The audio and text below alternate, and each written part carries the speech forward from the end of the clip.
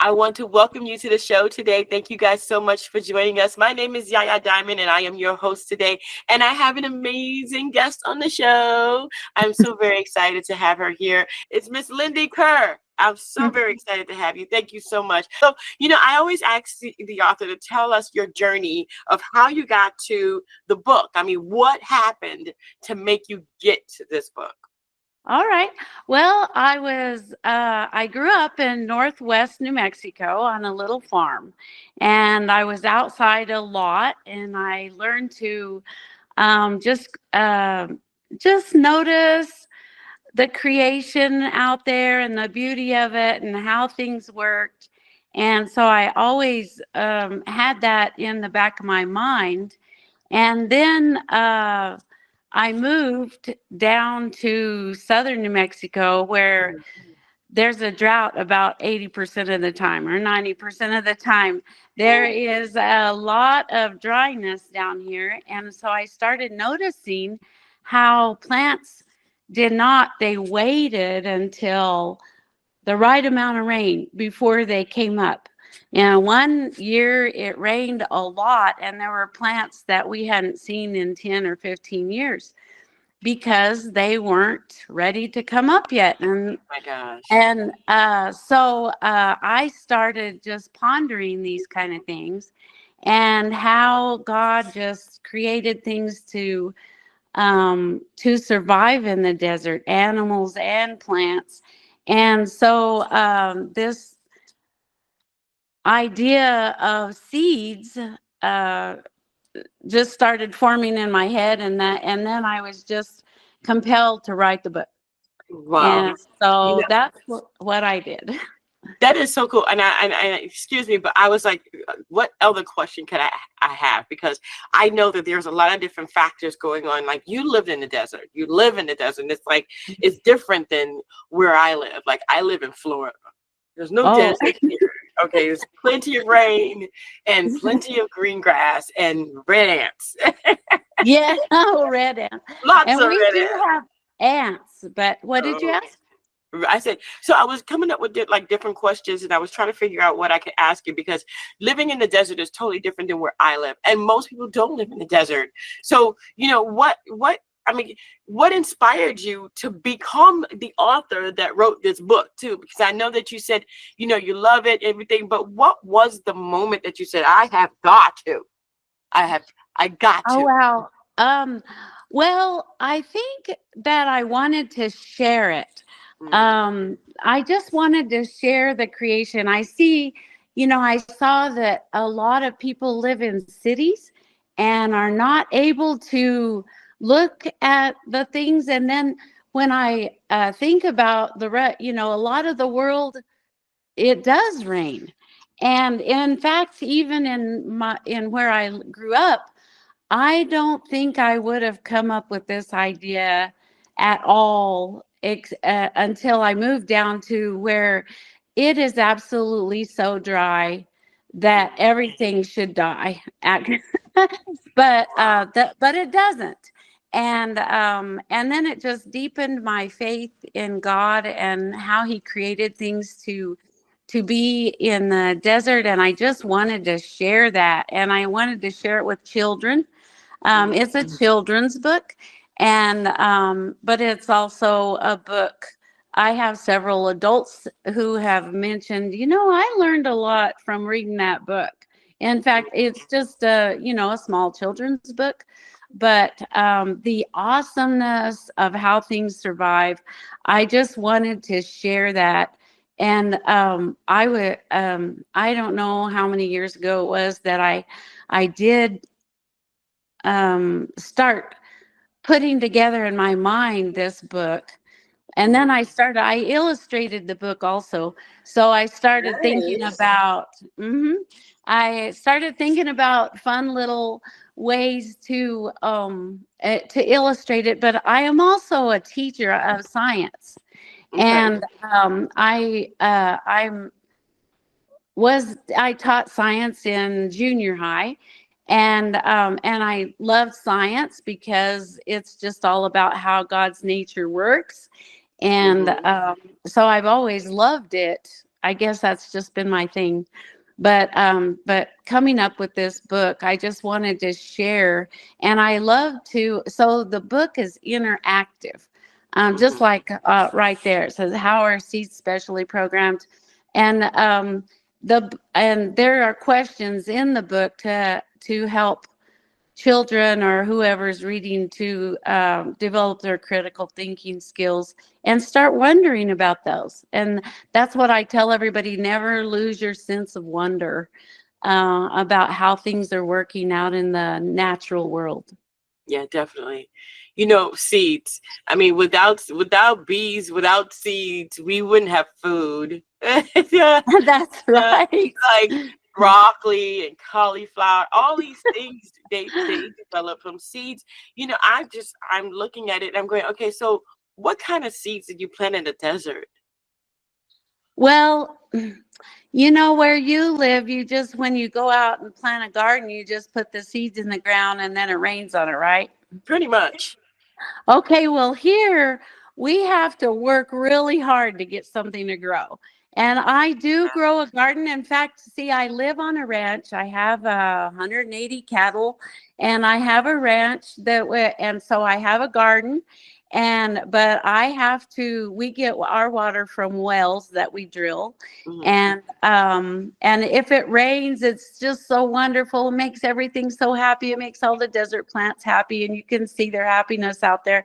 But a garden, you have to just water it with a hose, and you plant it and then just water it, and you have to water it, you know, about twice a week at least, Hmm. and for it to grow. So it seems like everything, we have to work just harder to make it happen. Hmm. Hmm. I see the book. I think that is just an amazing thing. I want to go back really quick on your page because we are sharing your website.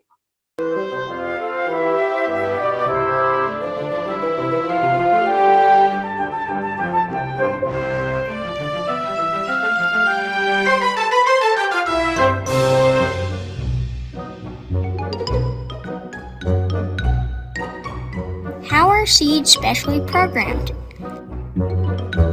How do seeds sprout?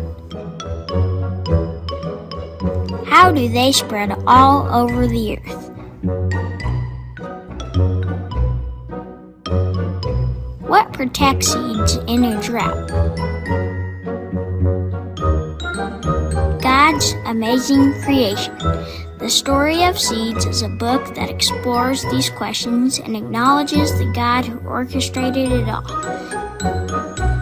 God's Amazing Creation, The Story of Seeds by Lindy Kerr, available on Amazon. That is so cute. You I know, think my it is so cute. grandson did that. Oh, that is so cute. I love his voice. It's so cute. Oh my gosh. Oh Yeah, wow. we had a lot of fun. We did a lot of takes, but we finally got it. So what kind of challenges did you have to overcome to actually write this book? Well, the time factor was one thing because I was very busy. I am very busy doing the ranch things, and then I was a teacher for a while and different things. So I think that squeezing in the time to do it, and then I did just start jotting things down, Hmm. and the words came pretty easily, but the drawings took the longest time.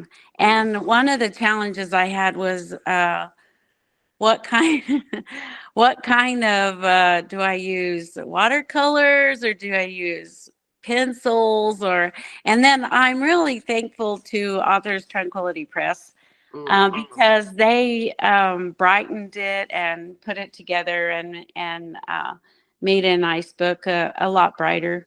Hmm. They did a good job. Mm-hmm.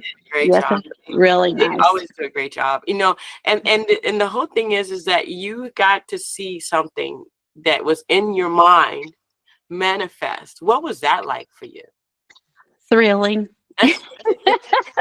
It was like, well, I have uh, dabbled in art, and every time I do it, I think, "Ugh." look what you did, Lord. You did that through my hand. Mm, And I, I just, I don't know. To me, to see the book actually made, it's like, wow, how did I get here? mhm. It, I don't know. All I can say is that I just had the idea and I put it together and I just kept sitting down at the table and writing and drawing and throwing that away and writing and drawing some more. And finally, we got to the book. And then I do have other ideas for books. In fact, that's why I made the book. The book's title is God's Amazing Creation, The Story of Seeds. And the reason is Mm, because the next book will be God's Amazing Creation, The Story of Birds and Nests. And so I have a lot more ideas turning around in my head, and I'm jotting down notes, and that's where I am on that one. But I have at least, I have ideas for at least 4 more books. and that is so cool. I was going to ask you that. Like, so you can't just stop at seeds. You know, Yeah. yeah, just can't stop at seeds. I mean, seeds don't stop at seeds. You Yeah. know. Right. Seeds are just little bitty things, and you think, okay, a book about seeds, what kind of book is that? But then when start thinking about it, it's like one of the pages is like a little bean seed and it just looks dead, like a just inanimate seed. And you think, okay, how does that become alive? And still I'm amazed by it. I Mm, am still just in awe every time I think about it. And that's why I wanted to share it. I had this driving urge to share these kind of things because I don't know how many people ponder that. yeah, or and yeah, and I just wanted them to just see, look, the seed sprouted. I mean, that's a miracle in it is a itself. miracle. It definitely is a miracle. Wow, wow. What goals as an author do you have now that you have a few more books in your head, but what is your goal? Like, do you have a progressive goal? Um, well, my goal for this year is to publish the next book. That's my goal. And then after that, like I am going to be 71 in a few days. And Happy so, birthday! yeah, thank you. I, I'm going to, after that, I'm thinking, man, I need to really get busy on this before I just get too old and decrepit to do it. Although I can still ride my horse. I rode him yesterday. We branded and took care of some cattle business yesterday, but still I feel the clock ticking. And so yes, so for this year I have a goal to publish my next book. Wow. And then Any, after that, it will yeah, be just, I hope to do at least a book a year. I got you. Any advice for those people who are scared to do a book, like scared to publish it and illustrate it and all that stuff? Any advice? Oh, go for it. That's my advice. Just go for it because just like me, I don't consider myself an accomplished artist. Hmm. I'm not an accomplished artist. Actually, I have had artists that have encouraged me, but I haven't gone to school or taken it. I mean, I've just not really done a whole lot, but I just had this in my head and I wanted to do it. And that's what I would tell other people who are afraid. Just go for it. And even if, wherever it takes you, just go for it because at first I had no idea that my book would ever get published. And then it did. Yeah, it's It was there. just like, wow, I found a little publisher and published it. And then this is a republish and I'm really, really happy about it. And I feel hopefully that people will be interested in it, but I really do hope that other people will be inspired to do it, because if I can do it, absolutely anybody can do it. Right. Wow. Well, I mean, we have your book right here. You can get it on Amazon or Kindle, and it's God's Amazing Creation: The Story of Seeds. Mm-hmm. And you got other books coming out soon. Look at you. Look at that. Yes. And you see right there, I got a Yes. notable book seal Yes. from the Pacific Book Review. And so I was pretty happy about that. I would be too. I would be too. And you guys have seen the video, you've seen everything. Go ahead and get your copy today if you'd like to get your copy. And this is wonderful. Just sharing the seed process and everything with the children, and showing them that the tiny little mustard seed can be this huge mustard tree. And it's all because this little tiny seed that has a programming. We need to tell our kids about that. Hey, we're going to put that information in the description box below so that it'll be easy for you guys to find it, find her, and get an autographed book. Yes. Oh, yeah, definitely. Thank you so much, Lindy. Thank you. And well, thank you, Yaya. I appreciate it. The time that you've taken to interview me, I just appreciate it so much. Thank you so much. Anytime. And thank you guys so much for tuning in. Don't forget to dare to be different. Don't forget to check out God's Amazing Creation, The Story of Seeds, right now.